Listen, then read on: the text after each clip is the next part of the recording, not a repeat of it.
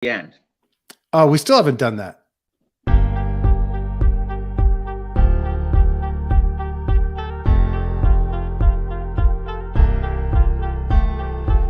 "30 seconds is too long, I think." Yeah, it's fine.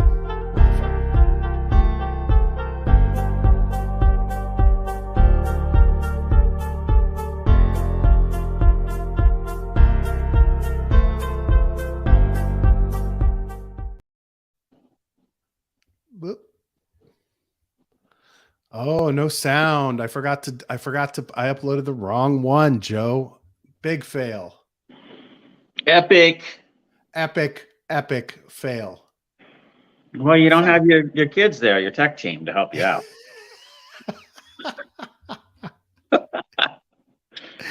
Where the fuck did it put it?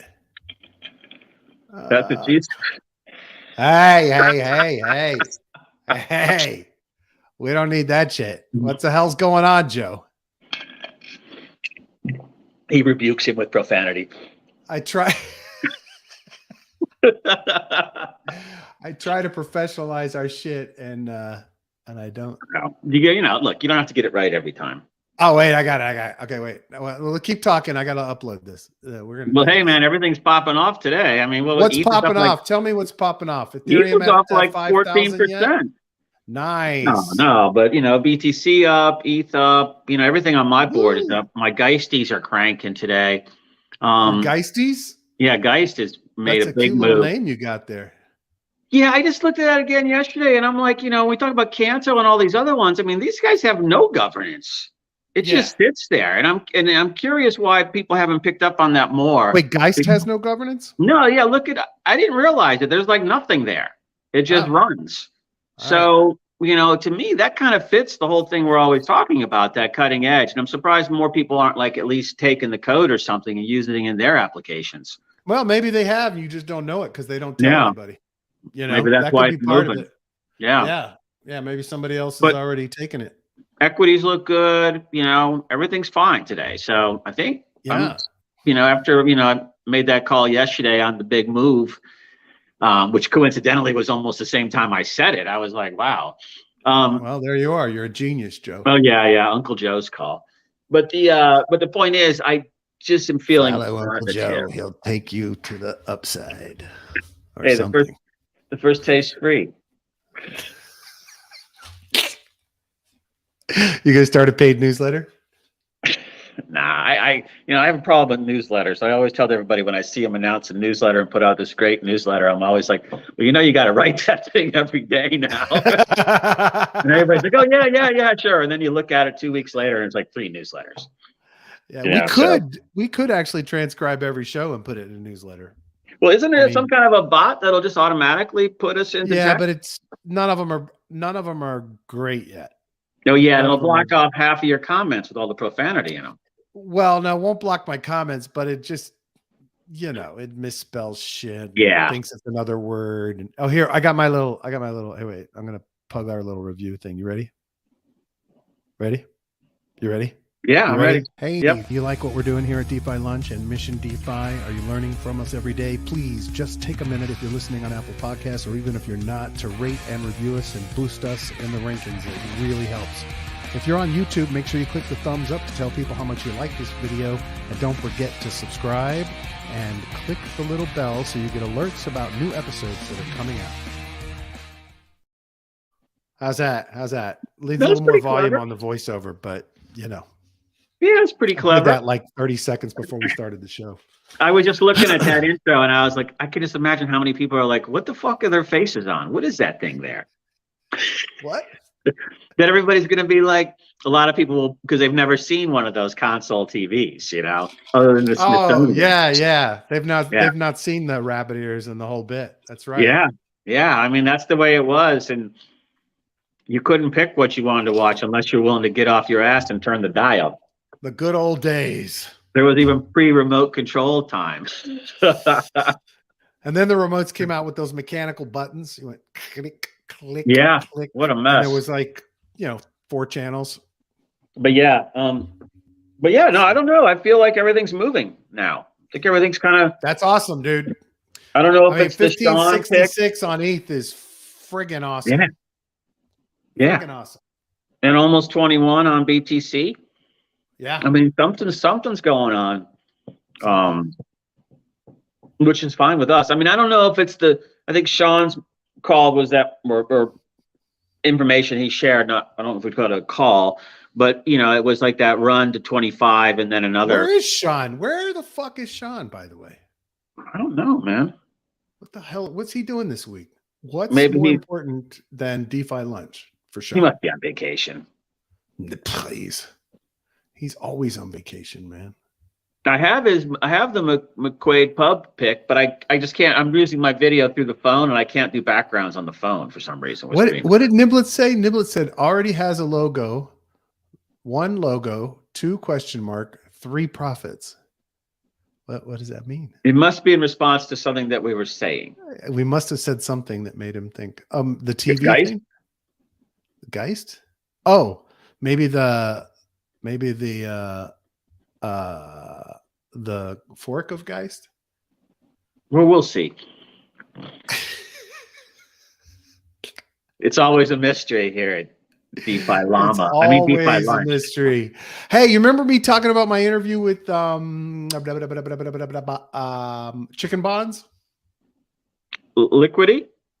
Liquidity's project called Chickenbonds. Yeah, I saw you tracking Sifu's wallet or something like that. Sifu is in. At first I saw a transaction for 482,000, but in fact, he's in for 3 million. He actually replied with his debank link to show how much he'd put into Chickenbonds. So nice. Under Chickenbonds, Sifu's up to 3.4 million plus 500,000 on his Sifu Vision Fund. So he has crossed the 4 million mark investing in Chickenbonds. Damn. Well, hey, let's look at the top 10 list real quick. Okay, so 1.5, 1, 8. Yeah, he's making a splash. What does he got? 35%? Go back up for a second, please. 18.8. All right. Yeah. He's got 4 million. Yeah, so he's got 1/5 of it, basically. A little less, a little more, I mean. Yeah, so I mean, when you see that, what does your brain think of? Oh, about Joe's price predictions, your newsletter. Oh, yeah, exactly. That's about it, dude. I'm much better in I'm more of a storyteller. Not financial advice. Yeah. So James asked, what are Chickenbonds again? So it's a bonding mechanism, but has these cool dynamic NFTs. You're guaranteed to get your base deposit back out. You deposit LUSD. It's going to be made available for other protocols to use to boost liquidity, et cetera, et cetera. Why is my chair like sinking down? I'm going to be down here by the end of the show. I feel like Carol Burnett or something. Or Lucy on what was that chocolate episode? What was the Candy Factory? Yeah, yeah. I sort of remember that one. Didn't Laverne and Shirley do a takeoff on that too? Oh yeah, they did. They did actually. Yeah. That's the beers or something like that. But yeah. Anyway, it's a bonding mechanism. Pretty powerful. Guaranteed to get your money at the beginning. You get a NFT that represents. Oh, Niblets posted the chicken white paper to Reddit. Nice. Niblets. I love the interactivity there, Chumley. That's friggin' brilliant. But where is it? Did you post it to our chicken bun? Our DeFi lunch? Maybe you need to refresh the screen, buddy. Maybe I need to refresh the screen, buddy. I think it just loaded fresh. Did he put it in shill? Maybe he put it in shill. Nope. Shill time, DeFi lunch. Wait a minute. Maybe I have to look at the queue. I got to tell you there's nothing in the queue. Nothing in the queue. So I don't have to approve them. I didn't think I did. He put it in several days ago. Oh yeah. So he said, and I share this, maybe search.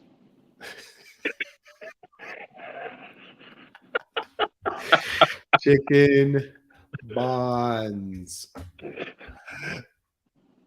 Did he put it as a reply to the episode? Yes, he did. There it is. Thank you so much, Niblets. Appreciate your team play. That's friggin'. Oh, I actually replied to it. That's even more embarrassing. Uh-oh. Mr. Short-term memory loss here. Maybe I need to go back to smoking dope. Maybe I'll get my memory back. You stopped? Oh yeah. Yeah, years ago. It got too well. I stopped. I think I've told. Well, this good story news before. for you, buddy. It's a lot stronger nowadays. I drastically, like I drink 2 or 3 beers a year now. That would have been the first half hour of any given day years ago. And I have probably smoked 7 times in the last 16 years. I've told this story, I think, but anyway, I'll tell it again because I'm older. I'm allowed to repeat myself. When my son was born, I was at home with him the second night that he was home, and I was messed up. And all of a sudden it dawned on me that if something went wrong with him, I would be useless. Fuck it up. Yeah. Yeah. And that was it. That was kind of the moment for me. I went from a pretty regular partaker to next to nothing. And I got to tell you, the pot is too strong these days anyway. It's just ridiculously stupid levels of THC.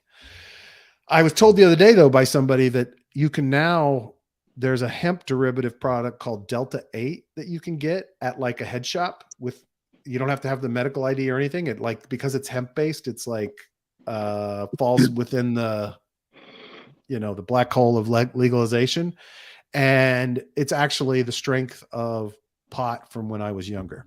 So anyway. Yeah, I've heard about that, but it's synthetic too, just so you know. It's not an organic compound. No, it is. It's from hemp. It's from. No, I know, but it goes through a chemical synthesis process. Oh, to get the THC. Yeah. Yeah, it's not like you're just, taking out an organic green bud and breaking that down. Yeah, no, that's pretty much that. Those ships have sailed as well. Yeah, you really could not handle it these days, trust me. No, dude, it's too strong. It's too fucking strong. It's ridiculous. Anyway. No, I could tell you stories about when people come back into it that haven't done it forever. And then all of a sudden they're like, just, obviously not understanding this is all one hit territory now for everything pretty much. And even then, not a full one. You want to be I mean, if you haven't, you better strap in at that point. Yeah. But the idea is that, these things end up with people rolling around in the front yard in the snow with paramedics in the front yard, and shit. It's a bunch of 55-year-olds. And it's like the kids are all looking out the window going, what the fuck? It's funny. All of our friends are regular smokers. Their kids know they're smokers. They all have the prescription card here in Florida, for whatever they claimed ails them. We will occasionally partake of a piece of chocolate when we're out skiing in Colorado. That's about it. Oh, that's amazing. Shit, he says sticks and seeds, Brad. Yeah, man. Colombian gold. The old days. What was it, man? It was Panama red, Acapulco gold, Colombian gold. Those were the only things around. Mexican dirtweed. They had ditchweed, dirt. Well, yeah, there was also. Oh, and don't forget the Kentucky stuff. There was like the bluegrass stuff going around. Yeah. But that was about it. It wasn't like now where I just want the edge off. I don't need edible, dude. Or just try the CBD drops if you want to take the edge off. That's actually works really well. I think I'm going to try that Delta 8 just for shits and giggles. I give my dog CBD drops at night because he gets anxious. But anyway, wow, man. We have derailed this whole thing. Oh, yeah. But gee, I wonder, let's see if we can figure out the common denominator. Oh, shut the fuck up. But look, with Sifu coming in, I mean, that tells me, and I don't know Sifu, and I've just seen his Sifu's investments, though. Go ahead, sorry. Yeah, I trust his brain power. But so when I look at this, I say, does he know something we don't know? Is there going to be some kind of big play going on? Whatever. But the fact that he's coming in at that weight at 20% of the stack tells you that there's something going on. Yeah. And so that makes me think, yeah, examine that more thoroughly. Let me show you what else is going on. Kanto passed Moonbeam and EOS now. And Thorchain is next on the target list. So That's cool. yeah. What are we at today? 28, 27, something like that. Let's see. Yeah, I mean, if we could get through this week positive, and get through the next couple of weeks. 0.295. Going to break 30, I bet, in the next 24 hours. Oh, good. Yeah. Yeah. Not financial advice. No. I mean, I was thinking about going in with more, but I'm focusing now on Shardy.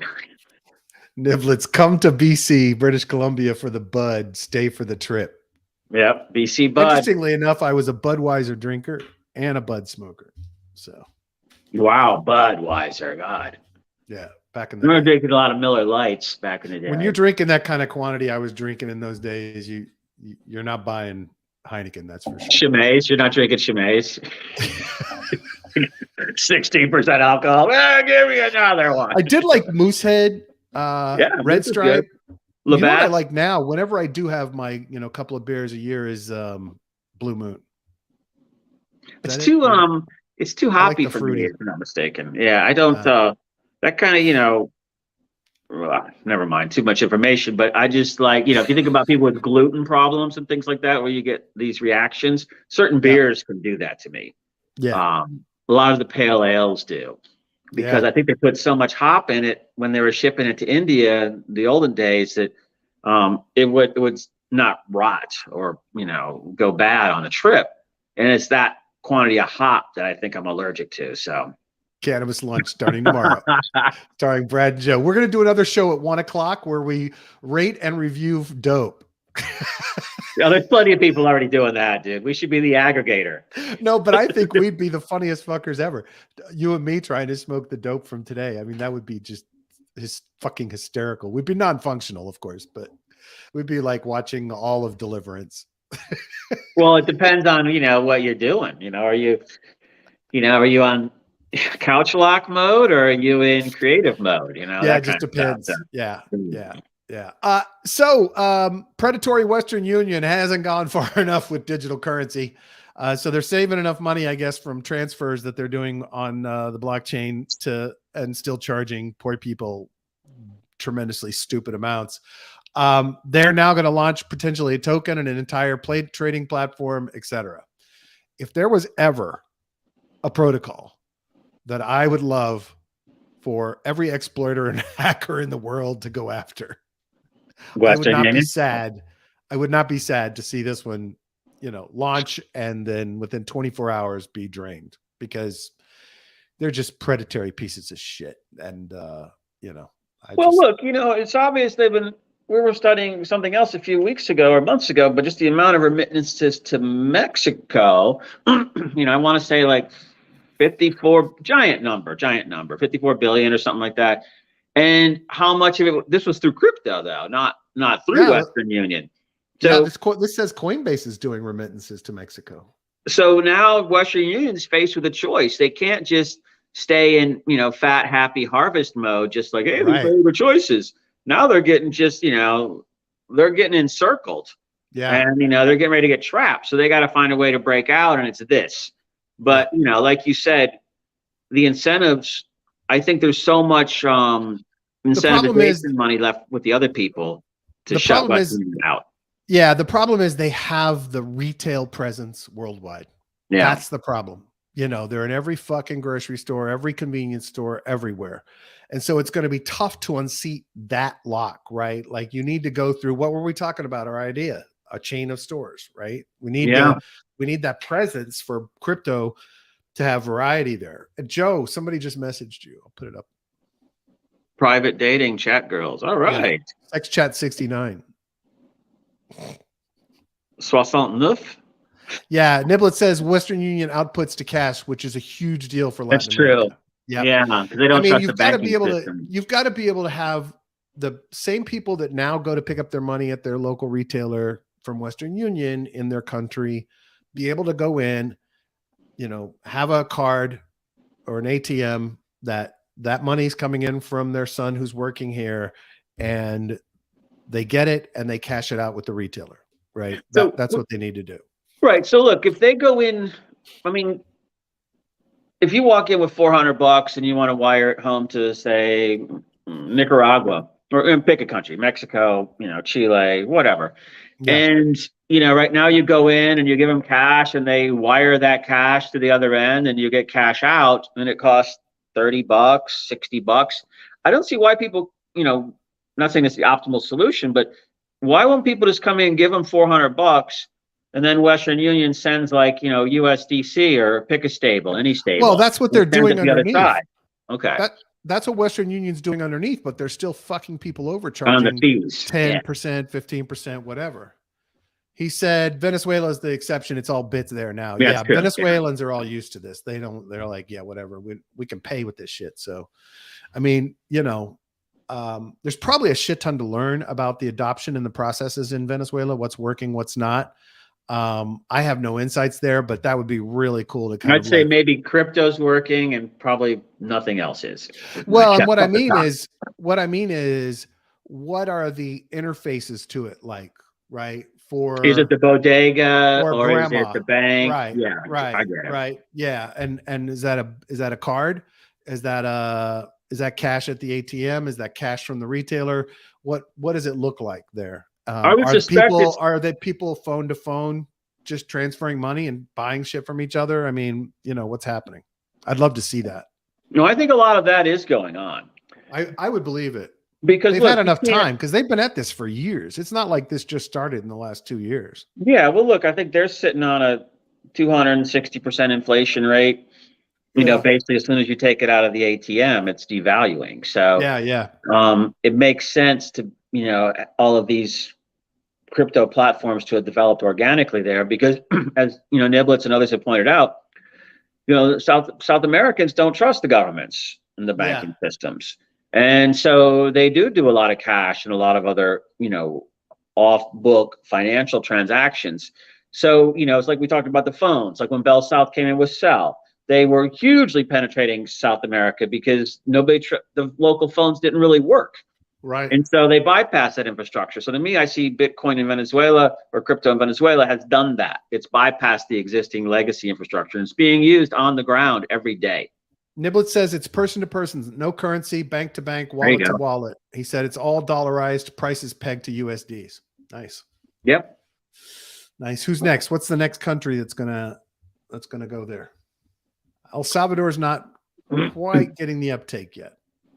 Well, Venezuela's a country too, like Iran. I talk about where a lot of people don't know Venezuelan history. I'll give it to you real fast. They had a whole bunch of successful elections from maybe the 20s on. Yeah. And, I remember when I was in college, I asked a professor, I was like, well, why did they not have the problems that everybody else had? Where called geopolitics, where, somebody just says, I'm going to be president. And he said it was because of the oil. They're the founding member of OPEC, something I did not know. I didn't know that. And basically those riches allowed them to be willing to transition from government to government back and forth. There was no unrest in that. So now what you have is where, of course, I believe it's probably safe to say that there were a lot of people left out of that prosperity and that's the groups that, jumped on to Chavez's movement because they wanted some, they wanted money. They wanted to be elevated. So, they have a really solid history there of democracy and a culture. And I'm surprised, like Argentina, let's say, these are countries that have specific, turn of the century, the 1899 to 1900. Argentina was up there on a list of like 4 or 5 of the, countries for the next millennium. And it was like us and Argentina and, maybe South Africa or somebody. And that was about it. And, they're nowhere to be found now, obviously. Yep. But these are countries that, have foundations of democracy, have foundations of culture that if we could just get them into a decentralized financial systems like this, they can prosper. Yeah, Niblett says total domestic currency collapse and the black market became the market. So they were able to reboot and use digital. Can't mine there without the government oversight, which means you can't really mine there. Yeah, and I'm kind of most interested in also understanding the user experience adoption, like what's working there from an interaction perspective, what kind of interface is the simplest and cleanest that they're using, um, are the wallet experiences, QR code to QR code, are they everyone's using standard apps that allow you to transfer and take a cut, are they doing direct transfers, are they doing exchange? No, I understood at one point that CZ was a real hero there because there were so many people using Binance, and that was their wallet that they actually would transfer from the exchange to another person's exchange account, Oh, which theoretically that saves a lot of money for everybody, right? Because they're not actually transferring it on the blockchain. It's just a database at Binance. So I don't know. That's kind of what I'm curious about. Like, I think there are lessons there to be learned about how people start using it, and then what the whole system is kind of gravitated to make it easier to people to take leverage from it, that kind of thing. So Niblet says the negative incentives are so strong, pushing them toward crypto overwhelms any UX problems. Oh yeah, I definitely agree. But I think they have matured so much in the space that I just got to believe there's a shit ton to learn from the user base now. That's what I would think. There's probably a lot of hidden innovation in there that we're not seeing. Yeah. That is in the practical use of, just swapping it out as you're walking around kind of thing. Yeah. He said they were used to doing bank account to bank account transfers for daily spend. So even MetaMask is easier than that. Oh, okay. Yeah. They also have in South America, I don't know how much this is nowadays, but historically they would have like a kiosk in, say, the bank or the post office, where you went in there and you could do your banking and pay your phone bills and power bills and do all of that in a secure location. So they're used to going out and congregating and paying and sharing and things like that. Whereas, what were we doing then is we were writing checks and putting it in envelopes, right, and mailing it. So I think, is there anything more aggravating than being in line at the grocery store and somebody pulls out their fucking checkbook?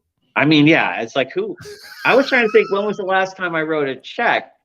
And I have to write them to my kid's school once a year, probably, to do like pay for some fees or something, because they're not using the school's payment system. But other than that, I don't write checks. I can't remember writing a check. I mean, usually I just do ACHs and stuff like that everywhere or something. I don't really, you don't have a need for a check, because if you don't have that, you've got cards. If you don't have that, you got cash. If you don't have that, you got the phone apps. Exactly. So when do you ever get to a check? Yeah. You posted this one up. Apple demands a 30% cut for promoted social cut posts. So if you're trying to boost a post on Facebook or whatever, they want their cut if you book it through the app in the App Store. I just threw that in as a follow-up to what you said yesterday. Yeah. More money grab. Yeah. Or more Facebook Apple battle, basically. How about that? Yeah. Luna tokens vexed legal status, dogs prosecutors chasing Kwan. South Korea has accused him of breaching Capital Markets Act, but there's debate on whether the act covers the crypto sector. There you go. Yeah. So Do Kwon is now going to single-handedly accelerate the excruciating regulations that'll come for crypto in South Korea. Yeah, and then the other guy, the chairman of BitHum, got sentenced to like 8 years. That too. So 8 years. I'd just like to know if he's got my fucking ICO money. Oh, it's that guy. That's the motherfucker. Well, when I saw that, I saw the Do Kwon story, I'm like, okay, so this guy gets 8 years for 70 million. But his was blatant fraud. Right. There is a big difference. I agree. 100%. Yeah. But still, I'm like, this is why you see the last article about Do Kwon. It's like, he hasn't been found guilty yet. Just so you know. Sorry. Oh, I'm sorry. Yeah, usually though, in those countries, if you're in court, you're pretty much guilty. So, and that's not a fault. They just don't have people don't entertain actions. They don't go after people that they think might be innocent, like we do. And then you got to prove yourself innocent. They just won't unless they know you're guilty. I guess it works both ways.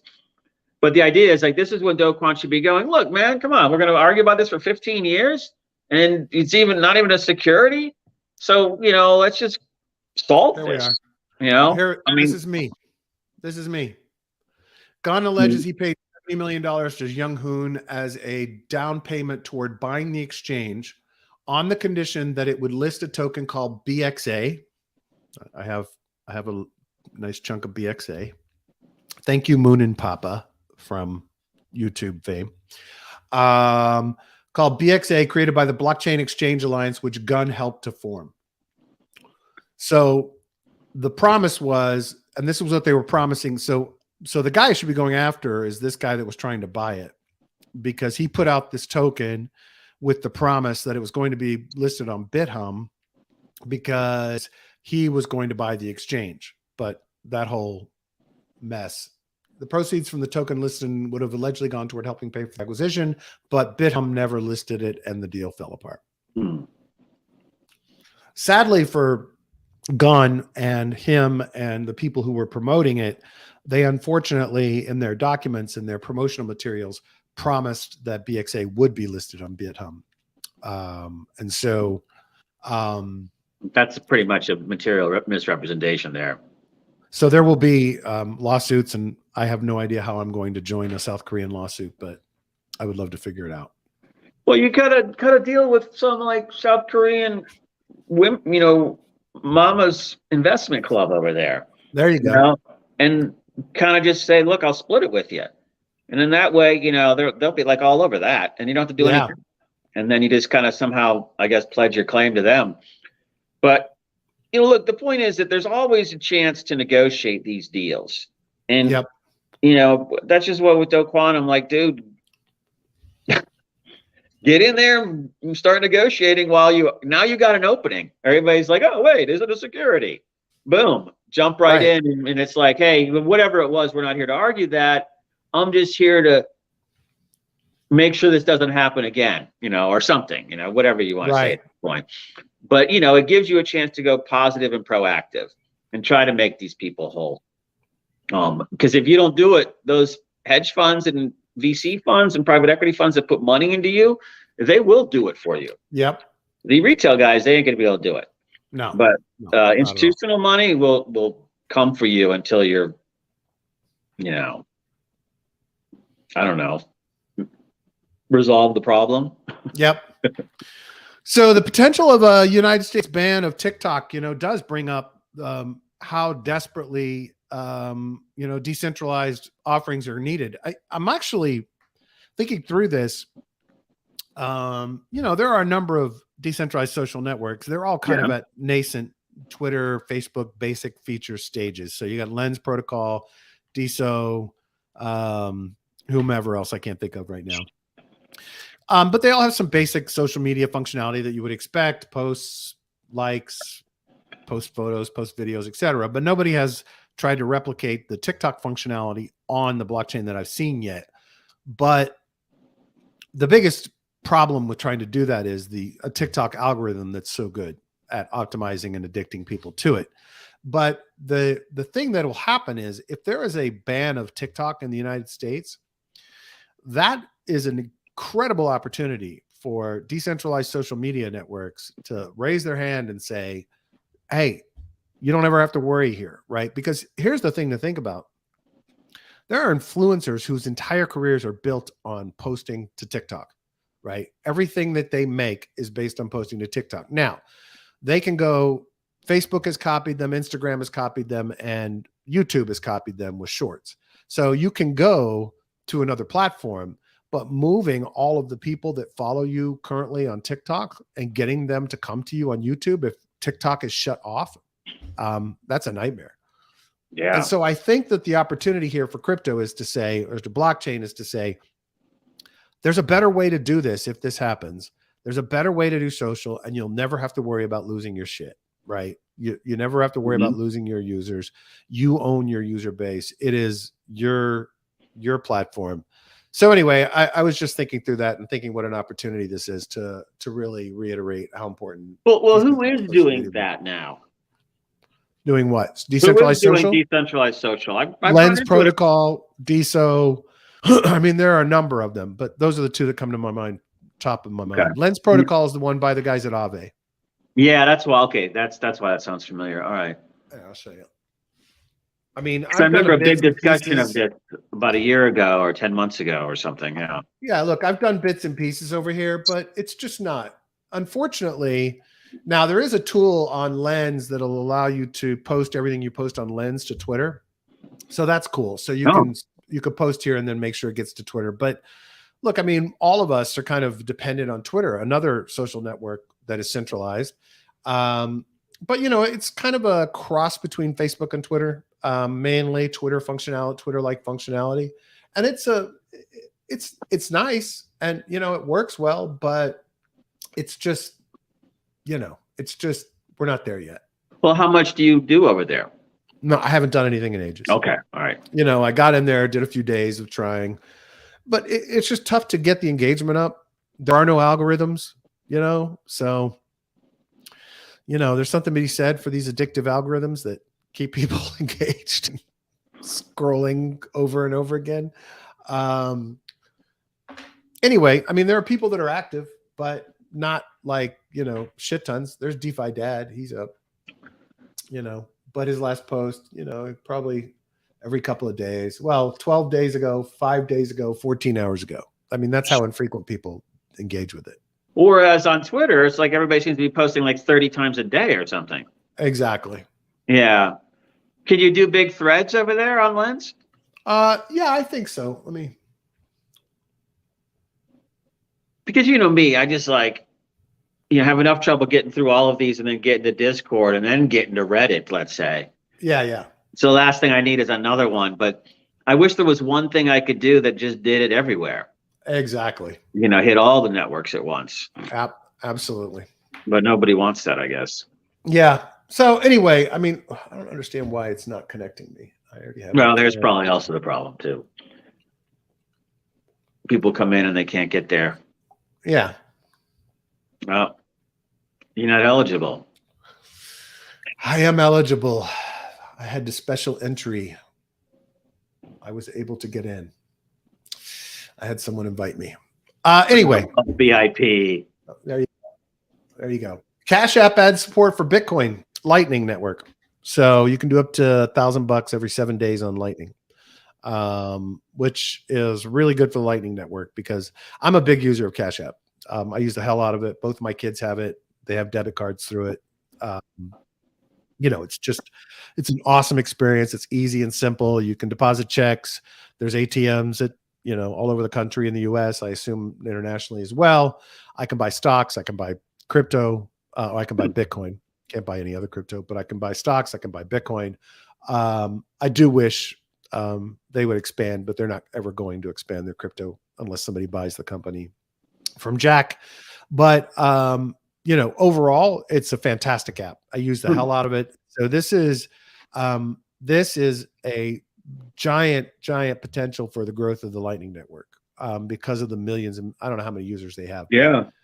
Millions of users that Cash App has, right? So the app had last year 12.3 billion in revenue had 12.3 billion in revenue, and 81% of that came from Bitcoin. 44 million monthly active users. Wait, Cash App had how much of its revenue was from Bitcoin?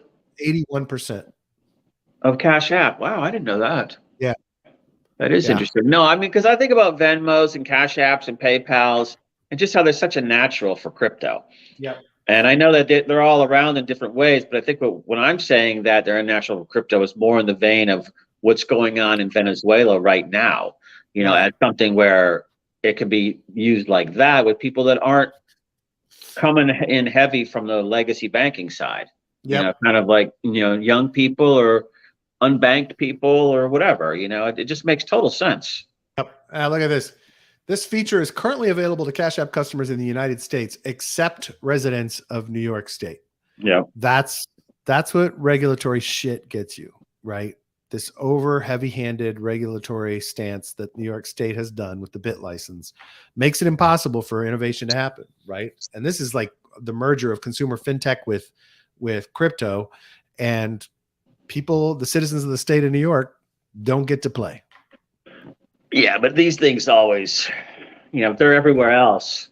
in the US, it's just a matter of time before you get that thing in place. I don't know. They've had the fucking bit license for years in New York and have run out everybody. And basically, New York State is like a black hole, right? Unless you do business with exchanges that, don't enforce it, don't have a bit or have a bit license. Yeah. I mean, there are a few that have a bit license. I think Gemini has a bit license. But it's just a perfect example of heavy-handed regulatory bullshit. Yeah, So, well, New York always will vie with DC for governance issues. So, yeah, particularly in the commerce side. But yeah, I agree. That is, particularly when you figure they must have already gone out and gotten all the money transmittal licenses from all the states. Oh, every yeah. other state. Yeah. And so New York's just the last one. Yeah. New York just piles on the requirement to have this horribly painful process for getting a bit license. And that's and a lot makes of it money difficult. too. Yep. Exactly. Yeah. No startups need not apply. Yeah. Right? Yeah. But look, man, that's just one market. And if anybody there wants to use it, they're just going to friggin' use it anyhow. Yeah. Probably. I don't think they're geofencing, but No, well, the people providing, so the exchanges have to do everything they can to block New Yorkers, right? Like Cash App has to block. They have to block New Yorkers. Like Cash App has to block New Yorkers from using the Lightning Network stuff in their app. Everybody's KYC'd, right? Yeah, you have to be KYC'd. Yeah. Okay. Yeah. All right. Yeah. So it's easy to do it then. Yeah. Yeah. New Yorkers are just shit out of luck, so. Filecoin, this is my last piece, Joe. Filecoin launches Web3 data storage solution for carbon offsets. The free storage utility aims to address the shortcomings of traditional storage solutions for all types of digital environmental assets, said the company. So I assume, they're trying to make it, verifiably sustainable. They want to help with traditional carbon storage solutions by marrying blockchain's granular tracking functionality with the information sharing infrastructure of Web3. Filecoin Green launched CO2.storage, a Web3 data storage solution that enables transparency for carbon offsets and addresses traditional storage solutions for all types of digital environmental assets, including renewable energy credits. It's partnered with several companies involved with tokenizing carbon offsets, such as Toucan, Thallo, Ripple, HBAR Foundation, Envision, Return, and Gainforest. The data storage solution will enable carbon credit providers to define their own data schemas and store this data through content addressing on Filecoin and IPFS, thereby creating a transparent system for carbon credits. Well, look, this is the kind of stuff that we just need more of. Yeah. I mean, there's been a few people out there, and there's different types of carbon credits. There's like the ones that are already consumed. There's the ones that keep on consuming, I guess. Like if you sponsor a chunk of forest or something like that, then that keeps on generating shit. Yeah. But that has to all be figured out. And it's ideally to do it on the blockchain is the best place. Oh, shit. We didn't even talk about that. No, I completely forgot this. Fuck.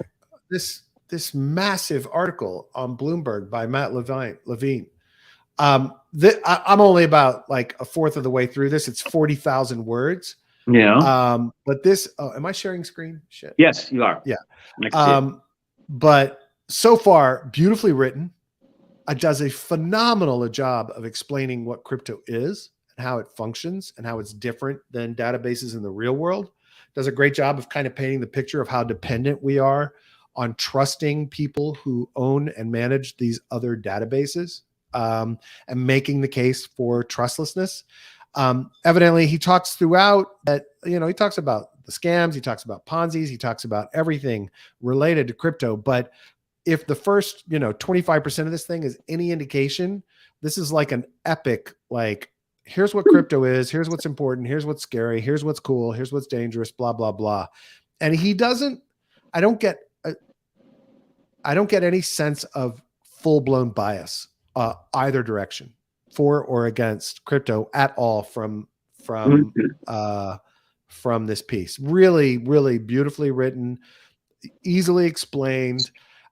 It's sad that it's behind a paywall because I would love for more people. PDF, like I would put it in the Reddit. Yeah, it's like multiple sections, multiple pages. It's going to be a real pain in the ass. Too hard for you? Well, I'll let you take it on. Talk a big game. You bring in the big story and nobody gets to read it. You're the tech guy in this relationship. That's right. We're in sorry shape then. But I mean, it's really, really well written. And well, it sounds like what you're trying to say, Brad, is that this is a guide that anyone can read if you know nothing about crypto or you know almost everything about crypto. absolutely. That it's just a story told in a way where you're going to fill some gaps in that you don't know, and it's going to cause you to think of things differently without taking opinions and taking stands on philosophical points. Just here's what it is. Oh, I like that. That's cool. I think he does a pretty, so far, I have not said, what the fuck, you idiot, which is what I usually say about every article written by a mainstream reporter about crypto, right? Like, so far, there hasn't been a single one of those moments where I'm like, oh, what, that's so biased, or oh, what an idiot, or you, seriously, did you talk to anybody about crypto before you wrote this? Not a single incident of that so far. So, you know, I've got another 30,000 words to go, but so far so good. Good. But just it's called really The Crypto Story by Levine. Crypto Story by Matt Levine on Bloomberg. I'll put a link into the show notes. I don't have a Bloomberg subscription. I don't either, but I can usually go in. I do have a handy plugin, browser extension. Hold on. Okay, here's the 10 takeaways from this for you. All right. I'm going to accept. So usually I can always get one. I'm actually in Chrome right now. I can usually get one, you know, even a paywalled article, I can usually get one look at it. Well, I have a browser extension I use called, where is it? Bypass paywalls. But you have to install it in developer mode in Chrome. But it works pretty well for most of them. So this is in reader mode. It's a 225-minute read, right? Yeah, it looks so. 225 minutes? Wow. Yeah. That is long. Yeah. Okay, I've got the article that says the 10 top takeaways from Matt Levine's The Crypto Story. Oh wow. That looks like and look, I'm sure there'll be all kinds of great summaries, but I really I want to give this to everybody I know to read.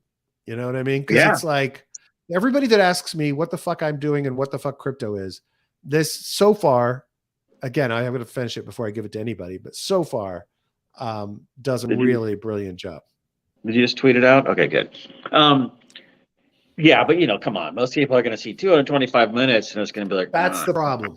Like somebody needs to record this into a podcast or audiobook. I mean, it is a short book. Like if you think about it, it's like, you know, what is that? 3.5 hours, 3 hours and 40 minutes. Yeah. It's like you know, after lunch, back at the office, lock the door, lay on the sofa, read a book. Yeah. I mean, I would definitely, if I were Bloomberg, I would put this into audio form. So that would be great for like car trips too. Yeah. Perfect. Yeah. Like an audiobook or a podcast. Don't they have those things already that you could just, I thought I see stuff in Twitter where it'll read it to you. Yeah. Like read me scroll or something. Yeah. There are some things that'll read it to you. I have to look at it, but I don't know. Maybe we'll get some of those people that are posting in the comment section earlier. Your pals at Sexy Girls 69. Yeah. Where are they? I'm looking I meant to tell you about our new sponsor before the show. SexChat69.site. That's right. SexChat69.site. I mean, they read stories to you. It's one of their services. I think that's exactly it. You can send them a link to any article and they'll read it to you. A lap dance with a story. There you go. I'm done, Joe. I'm done too at this point. Let me just take a quick look at macro before we go. Just see what the futures are looking like.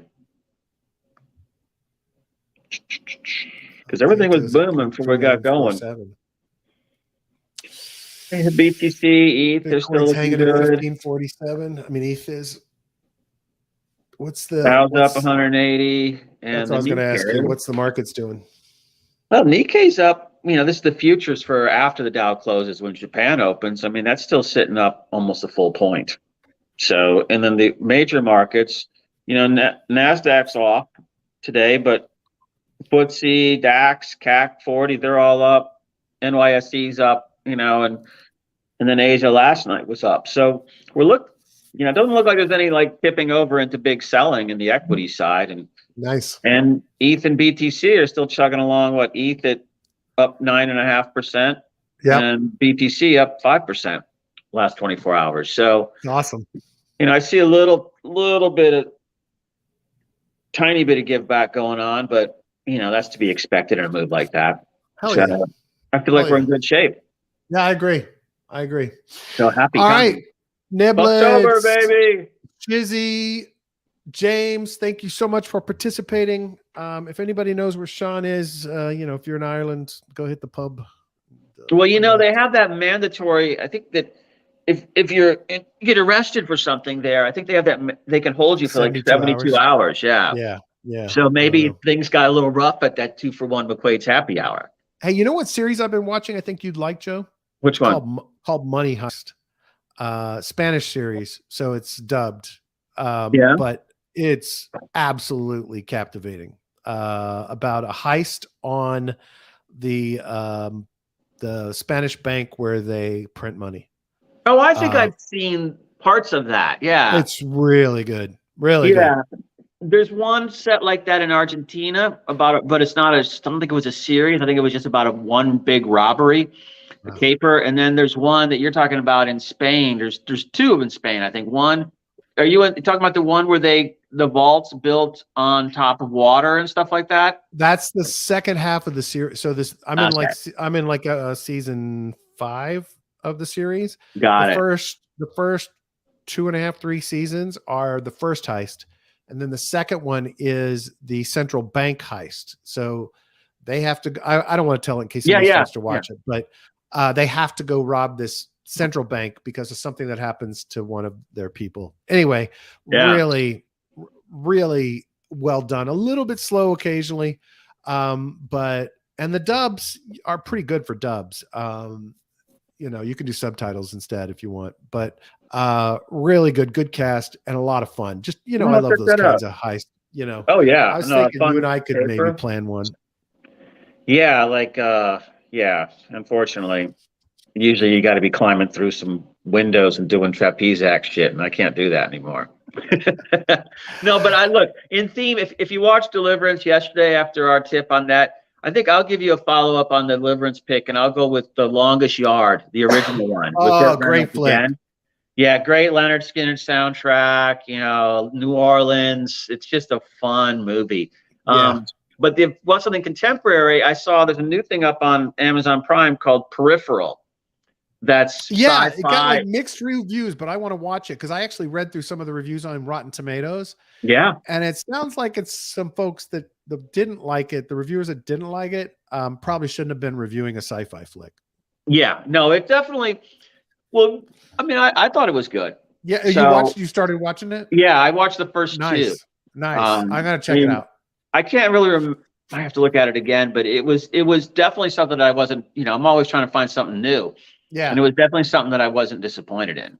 Yeah, I was like, oh, this is cool. You know what's frustrating? I use this site, and I love this site. I use this site called Real Deal. Yeah, Real Good. I'm sorry, not Real Deal.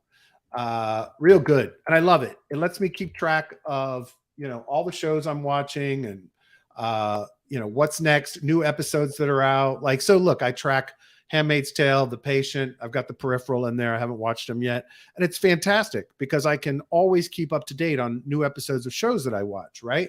And movies. So I can say I want to see a movie that's coming out or that's already been out. It'll let me know when it's on one of, and you put in all of the services you subscribe to. So Amazon, HBO Max, whatever. And then it lets you know when anything pops up. And then they have all kinds of other stuff trending and what everybody's watching on the service. It's a great service, great way to keep track of what you've seen and haven't seen, et cetera. The problem with it is and I know the product manager, right? Like I've sent him bugs. We've had conversations back and forth.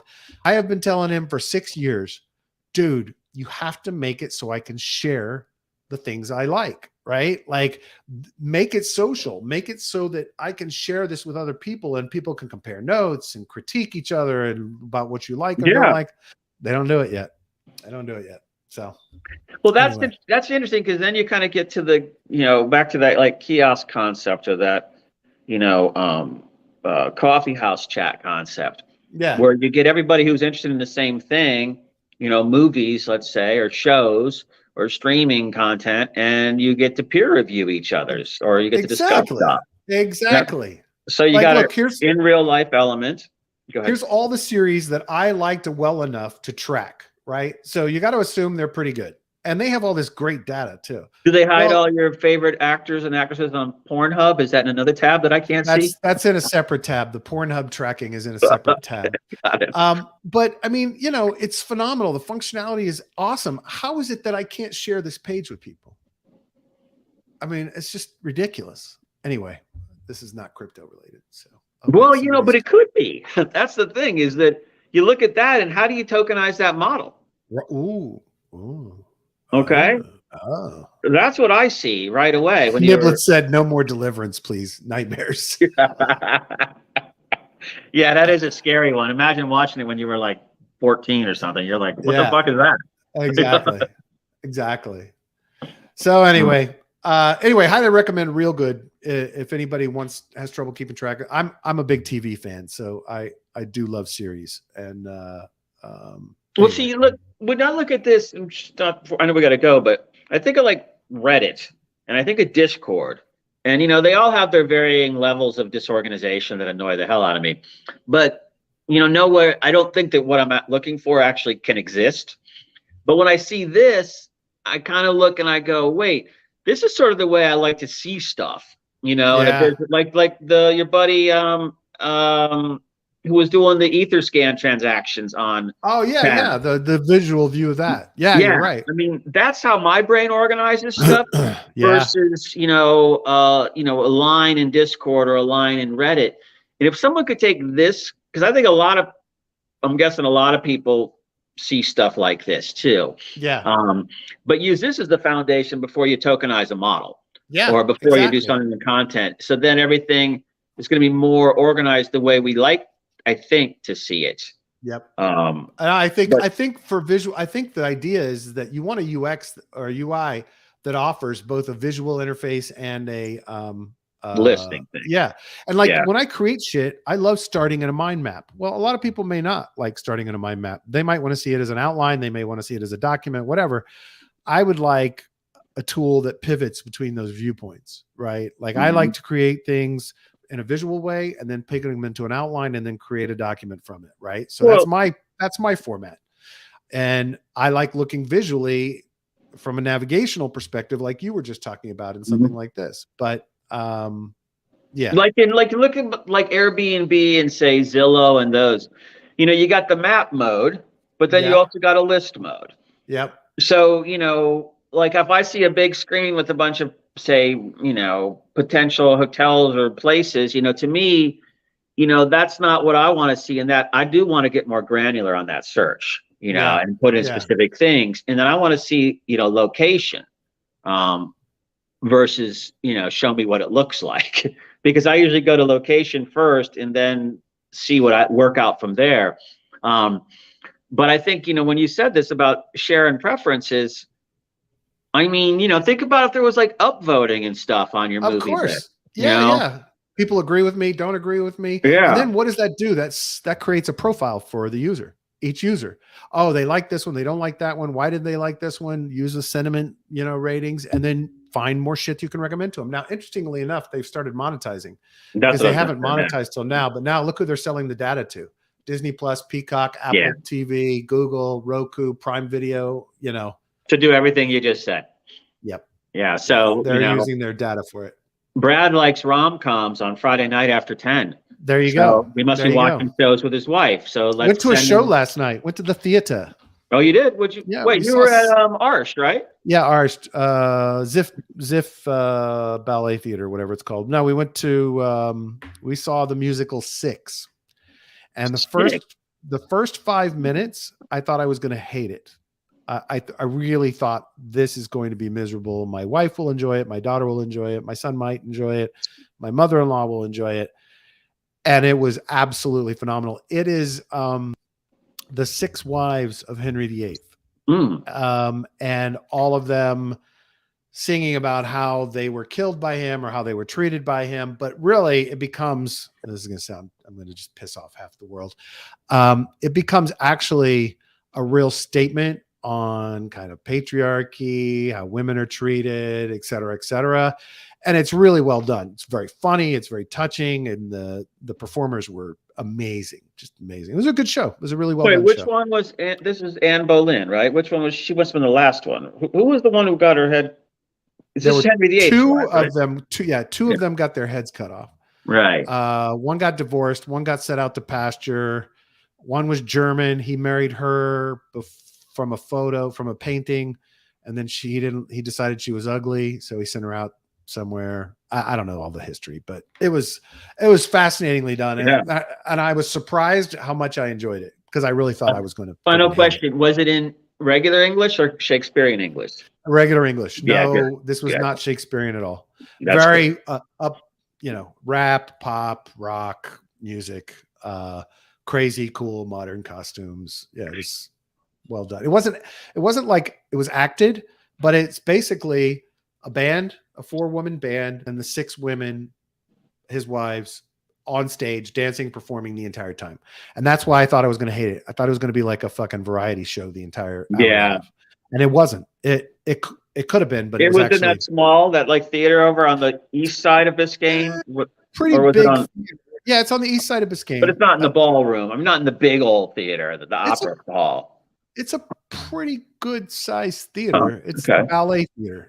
So it's yeah, decent. I think I'm trying to remember. I haven't been in there in a while, but yeah, no, I love. They have a little. I guess it's on the west side of Biscayne Boulevard. There's a small theater there that's not like a big one at all. Maybe it looks like it could hold maybe 100 people. Oh no, not even. No. This is. And they do a lot of kind of like the performance art stuff in there, and so a lot of interaction between the audience and the people on stage with props and things. That if you ever get a chance to go into that one too, those are such fun experiences. I love theater just for that reason, because I go and going, oh wait, this is theater. This is the theater. Oh yeah, that's the main one. No, yeah, that's the main one. Ballet Opera House. Yeah. Okay. Yeah. Because what I can't remember is, the other one has more stuff. The other theater there, the big one, has more stuff going up in the back. These balconies, if I'm not mistaken. Yeah, I know. Great part of town too. That's the concert hall. Yeah, that's the one. Yeah. Let's wrap it up. All right, bro. People are just being polite at this point, still listening to us ramble on. Yeah, I mean, look, still looping on Zero VIX. We got them coming on next week, right? I think so. Yeah. Yes. Lots of exciting stuff going on, and don't forget about my Geisties. Of course, not financial advice, but I own a bunch. But that's been moving. So yeah, go pump Joe's money, would you? I mean, I'm not going to sell it anyhow. I'm just riding it out because most of it's locked. But the point is that it's ungoverned protocol, and this is what stuff we're looking for. So go give Phantom a little help and check out Geist. And Spirit Swap is moving. I thought Boo was moving too from Spooky Swap. Yeah. So maybe Phantom's getting a little action. Maybe so. But anyhow, I will talk to you soon, buddy, and everybody else. All right, folks. Thank you for watching. We love you and we appreciate you. Please, if you like what we're doing here at DeFi Lunch and Mission DeFi, are you learning from us every day? Please just take a minute if you're listening on Apple Podcasts, or even if you're not, to rate and review us and boost us in the rankings. It really helps. Thanks, everyone. If you're on, thanks everybody. We love you and appreciate you. See you tomorrow. And don't forget to subscribe and click the little bell so you get alerts about new episodes that are coming out. Bye, Joe. Are we still here? All right. Still here.